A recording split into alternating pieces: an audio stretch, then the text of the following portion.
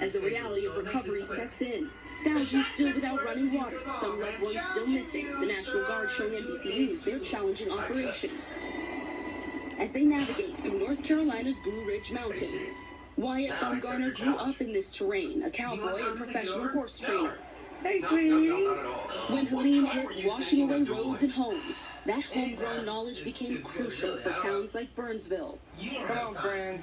Word got out that Wyatt and his friend Tracy Adams had the skills to head up into hills and bring hay and food to isolated farmers and rescue horses lost in the storm.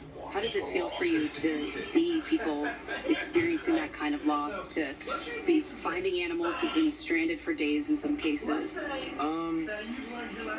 That's kind of hard because it is such a devastating time. Call on your community, and community is showing up.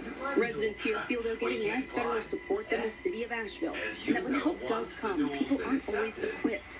We've been having constant landslides. There's quicksand everywhere. There's mud that looks solid, but if you step on it, you'll sink up to your hips.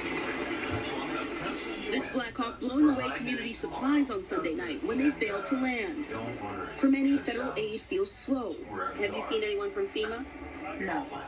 Fueling some misinformation about how FEMA works. My understanding is they're broke. I mean, the most they're giving out is like $750. Governor Roy Cooper and FEMA assuring residents today funds and help are here.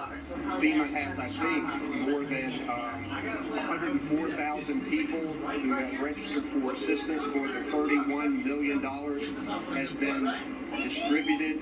But the list of needs is only growing as the weather gets colder. Mom Maria Sebastian telling us her daughters have been asking what happened. Was it a little scary? Very bad for you. But they trust kind neighbors will get them through.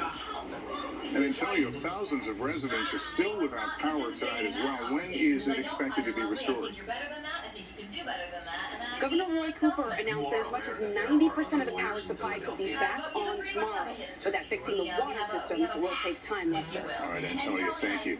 In Israel and beyond, a day of mourning on the anniversary of the October 7th Hamas terrorist attack that left 1,200 people dead and sparked a war that has killed tens of thousands in Gaza. Here's Raf Sanchez. As the sun rose, Israel stopped to remember. A nation still reeling in grief, thousands gathering at the site of the Nova Music Festival at 6:29 a.m. 1 year to the minute that the terror attack began. This is the last track that played at the festival before the music stopped and the shooting started. Of the 1,200 people massacred by Hamas on October 7th, nearly a third were killed here, executed on the festival grounds or gunned down trying to escape. We first visited the Nova site 5 days after the attack. Scattered belongings, the debris of lives cut short. This was a place of music, a place of joy, a place of dancing, and now there's just a deathly silence here. 1 year later, Noah Yaffe returning to the place where her little brother Binyahu was murdered.